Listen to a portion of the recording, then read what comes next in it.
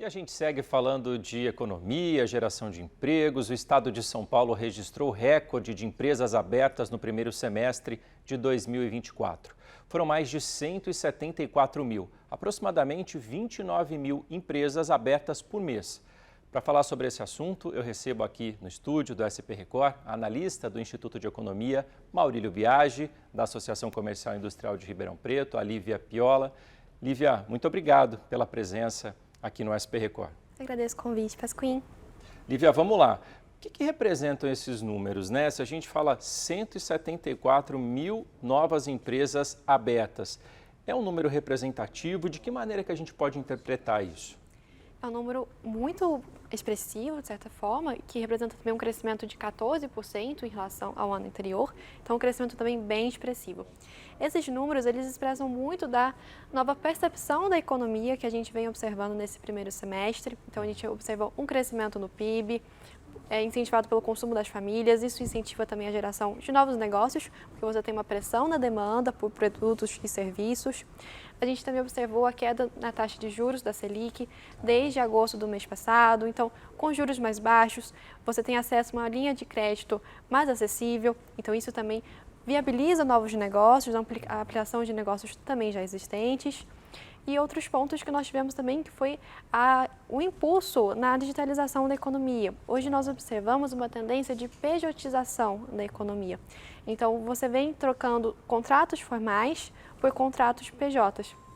E isso também aliado à digitalização da economia, como, por exemplo, serviços de aplicativo, ou você tem uma plataforma digital para poder estar anunciando o seu negócio, você consegue ampliar o seu público consumidor e também se torna uma estratégia para você estar empreendendo sem necessariamente ter um local físico. Então, muitas das empresas que surgiram nesse primeiro semestre, elas estão ligadas a negócios digitais ou então a aplicativos, a serviços de aplicativos. A gente pode considerar também, se a gente voltar aí a um passado não tão distante, que a gente teve esse período da pandemia, ficou tudo muito reprimido. Isso ainda pode ser um reflexo, né, desses negócios agora abrindo nesse ano?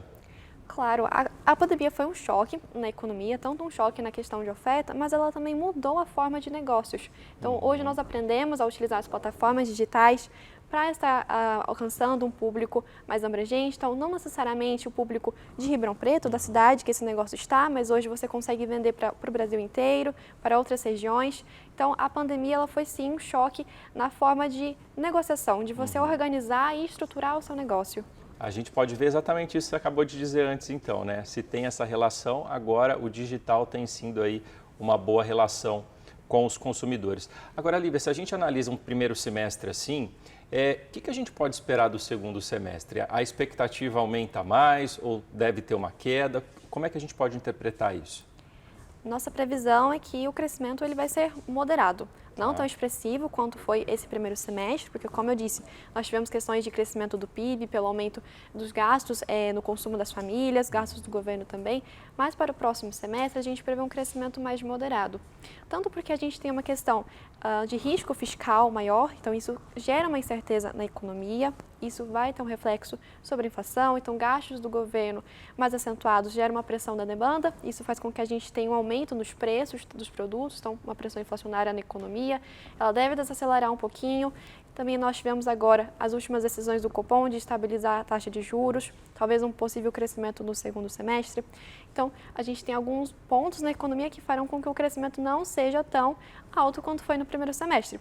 Mas a gente ainda tem todas essas questões da digitalização da economia, da pejotização, que são lados positivos para a abertura de negócios.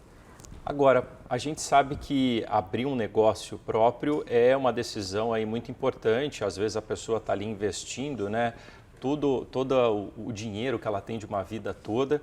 E isso é importante também na hora para quem vai começar a empreender. Ter planejamento é fundamental, né, porque a gente sabe que tem um índice bem considerável de empresas que abrem, logo elas se fecham. Planejamento essencial, então, para quem quer arriscar agora. Arriscar não, empreender, né? Arriscar parece que não vai dar certo, mas empreender. Exatamente, como você bem disse, existe uma alta taxa de fechamento das empresas nos seus primeiros anos de vida e também nos primeiros anos de vida você tem uma questão de que as despesas, os gastos dessas empresas são maiores do que os lucros auferidos. Então você precisa sim ter um bom planejamento financeiro para suportar esse período inicial, que é um período mais árduo financeiramente, assim dizendo, e depois você conseguir então chegar ao período de maturação empresarial e ali colher lucros maiores. Então, é necessário sim ter esse planejamento financeiro, organizar, porque nos primeiros anos você tem volumes vultuosos de investimentos que ali estão movidos, juros, a amortização de capital. Então, você precisa sim ter esse planejamento financeiro muito consistente desde os primeiros anos para que essa empresa ela consiga passar por esse período de maturação e alcançar a vida adulta. É isso que todo mundo quer quando começa um negócio novo, né, Lívia? Exatamente. Lívia, muito obrigado pela participação aqui no SP Record, obrigado pelos esclarecimentos e até uma próxima oportunidade. Agradeço, muito obrigada. Obrigado, Lívia.